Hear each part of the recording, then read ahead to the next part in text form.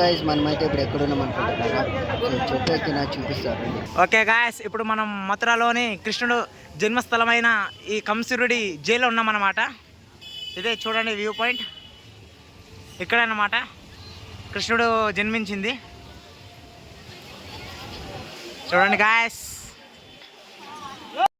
So guys, మనమైతే ఇప్పుడు కృష్ణుడు జన్మించిన కంసురుడి జైల్లోకి అయితే ఎంటర్ అయిపోతున్నాం.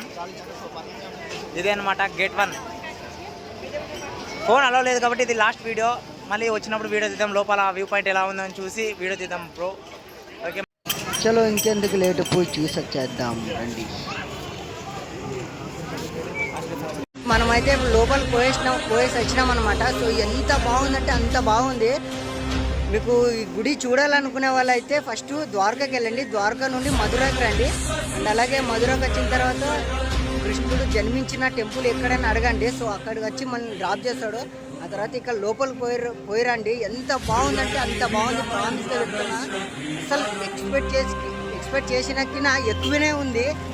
సో వచ్చి ఒకసారి చూడండి అనమాట. గుడి హైలైట్.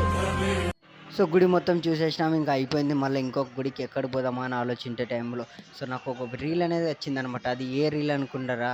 అదే భయ్య ట్రెండింగ్లో ఉంది కదా, ప్రేమ్ మందిర్. సో ఆ గుడికి అయితే పోదామని ఫిక్స్. దానికైతే ఇక్కడికైతే వచ్చేసినాం, లోపలికైతే ఎంట్రీ ఇస్తున్నాం.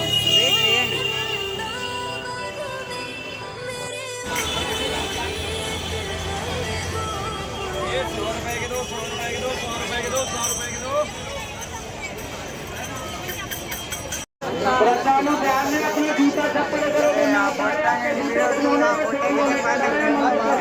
లోపలికి వచ్చేసినాం అనమాట. ఒకసారి చూపిస్తా చూడండి.